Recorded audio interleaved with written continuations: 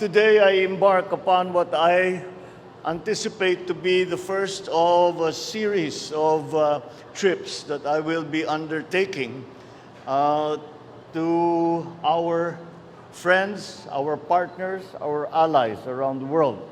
And this is to once again put the Philippines in a position where we have strong alliances and strong partnerships which are necessary for us to come out of the post-pandemic economy. So I leave to undertake my first state visit to our immediate neighbors, Indonesia and Singapore. In other words, ako'y mga ngapitbahay para sa ating bansa at para sa ating ekonomiya. I go from here, from Manila to Jakarta, upon the invitation of President Joko Widodo for a state visit from the 4th to the 6th of September. Indonesia has been our ally and one of our closest bilateral partners for the past 7 decades. And beyond that, the cultural ties and the geographical affinities that we enjoy have always been part of our relationship with Indonesia. We will reaffirm our ties with fellow archipelagic nations and ASEAN co-founder, Indonesia, with whom we share an extensive maritime border in the south of the Philippines. During my visit, the President Widodo and I will be meeting for the first time and will be discussing the current state and the future as we see it of the bilateral relationship between the Philippines and Indonesia and the changing global geopolitical environment.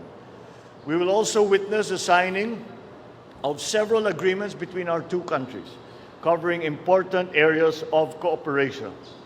These are agreements on defense and security, on the creative economy, the culture, and our foreign ministers look forward to signing the Philippines-Indonesia Plan of Action for the next 5 years, which commits our two countries to projects and activities covering the full range of our bilateral ties. Beyond that, we will also be seeking the partnership and the help of our friends in Indonesia, from the President and for our friends in Indonesia for investment in the areas where we see that they can be of assistance, especially in the critical areas as we have identified them in agriculture and in energy. Likewise, upon the invitation of President Halima Yacob, I shall undertake a state visit to Singapore from the 6th to the 7th of September.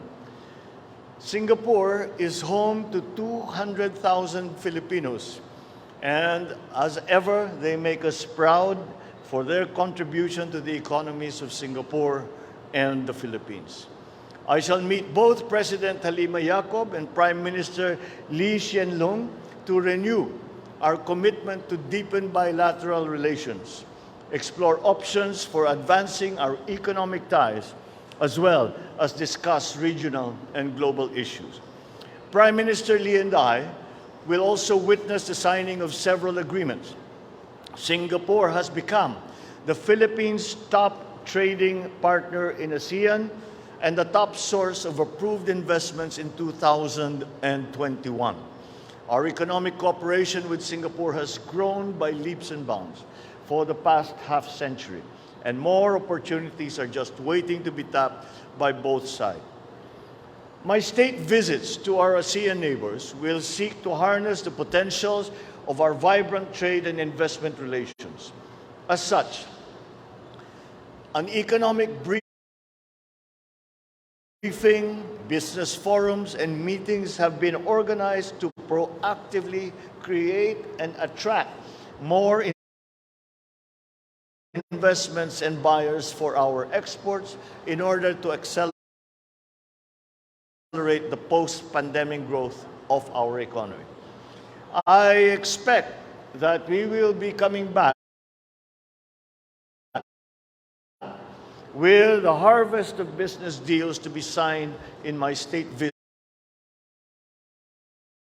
visits that will further strengthen our economic ties with both Indonesia and Singapore. These are all these initiatives that we will undertake on these state visits are very much in line with all of the priority areas that we have identified: the agricultural sector, the guarantee of food supply, the guarantee of prices, food prices that are affordable to ordinary Filipinos, the long-term plans that we have for energy, the long-term plans that we have for our emergence into the new global economy. We have a full set of meetings and much work to accomplish during this trip, but it will not be complete without meeting our kababayans in Indonesia and Singapore. And I look forward to sharing with them our commitment and plans for enhancing the government's efforts to protect the rights and ensure the welfare of our overseas Filipinos. And I convey my appreciation for their support and valuable contributions to our country. And beyond that, we must thank Singapore and Indonesia for the way that they have welcomed and allowed to assimilate our Filipino nationals into their society, into their economy, and into their daily lives. We are always so proud of them, and we are glad to see that our neighbors, where our Filipino nationals work and strive, also appreciate them for what they do. Maraming salamat po. Magandang umaga po sa inyo lahat.